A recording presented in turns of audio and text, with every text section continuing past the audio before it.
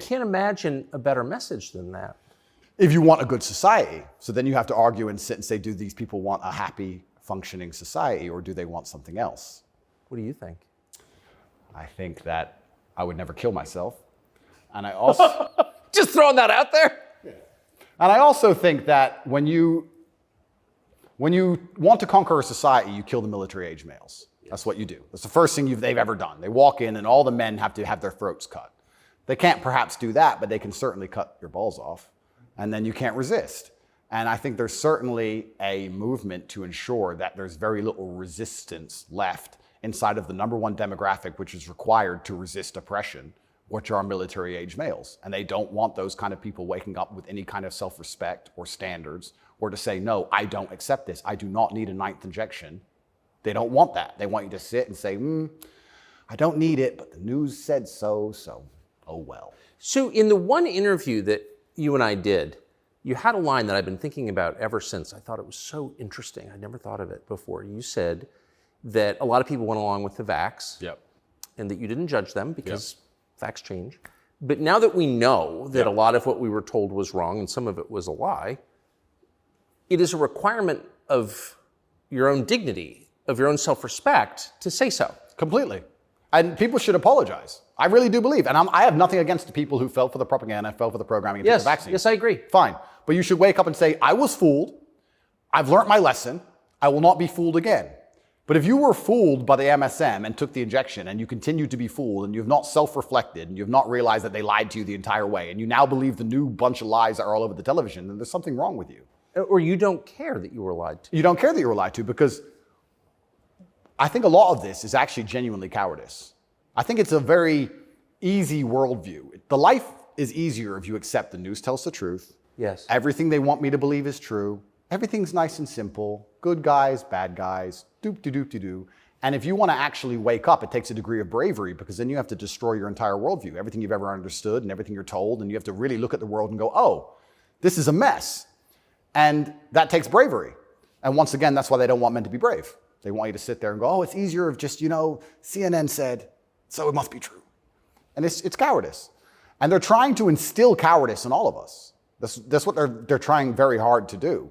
And I think even just me as a person, the people who hate me, my detractors who dislike me so much, even if I say nothing, I just turn up, big, bald, strong, fast car. It's just me. I'm like the enemy to them, because I symbolize men who don't comply.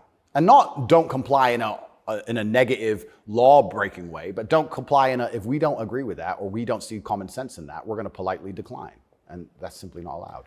That's such a profoundly different worldview from the one that we're presented with, I think. Yeah.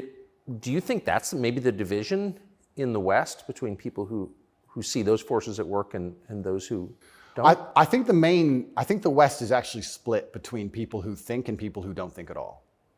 I think the people, there's no such thing as these two opposing worldviews. I think people believe there's worldview A and worldview B. I disagree with that. I think there's worldview A, the good guys, which are primarily people who do believe in God, do have parameters, do believe in standards, do believe in self-respect, do know how to say no.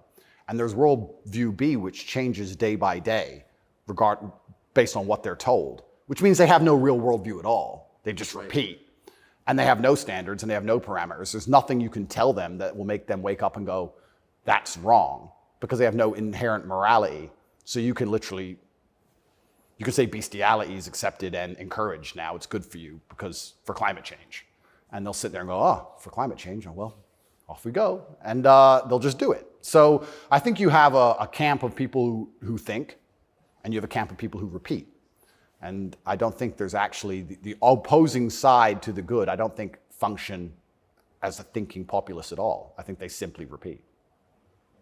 It feels like the conflict between those two groups is getting more intense. It's certainly getting more intense. And it was interesting for me and I want to be an optimist, but I lost so much faith in humanity during COVID.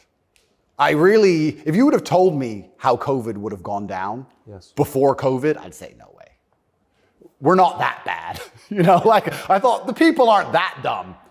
But when I experienced COVID, it's actually scary. You see how the Nazis managed to do what they did. You see how they managed to put people in concentration camps. You see it. And I had a very unique view of COVID because in the first days of COVID, when people were falling over in China and the Italian hospitals were overrun, at the height of the panic, when most people believed, because it was the very beginning, early stages, my brother and I had a very logical conversation and said, we're two military-aged men in very good physical condition. If we die of this, the world's over. If it can kill us, it's zombie apocalypse. So why are we going to live in fear? So we found the only two countries that were open, which were Sweden and Belarus. We had just been to Belarus. This is before the Ukraine war. We'd just been there. We decided to try Sweden. So for the first 3 months of COVID, during the height of lockdowns, when Florida was closed, when it was absolute... I remember. Yeah, when it was the craziest lockdowns globally, me and Tristan are in Sweden in absolute freedom. They had no restrictions, no masks, no vaccine passports, no social distancing, nightclubs are full, restaurants are open, perfectly complete normal society. Nobody talks about this anymore. Nobody talks about, wait, Sweden never did a thing. Everything functioned perfectly fine the entire time. And they don't have it. Where's their mass? Where's their illness of their winter of severe illness and death? Yes. They never had one. It's a cold country. Never had one. So we were living in Sweden, living completely normal lives, seeing the internet and seeing this insanity. And we're like, well, surely if we just put up a few videos of us partying in Sweden in nightclubs, this will wake people up. People ignored their own eyes. That's the scariest thing about everything, is that they can get to a level where, with the media machine, where people will genuinely ignore their own eyes.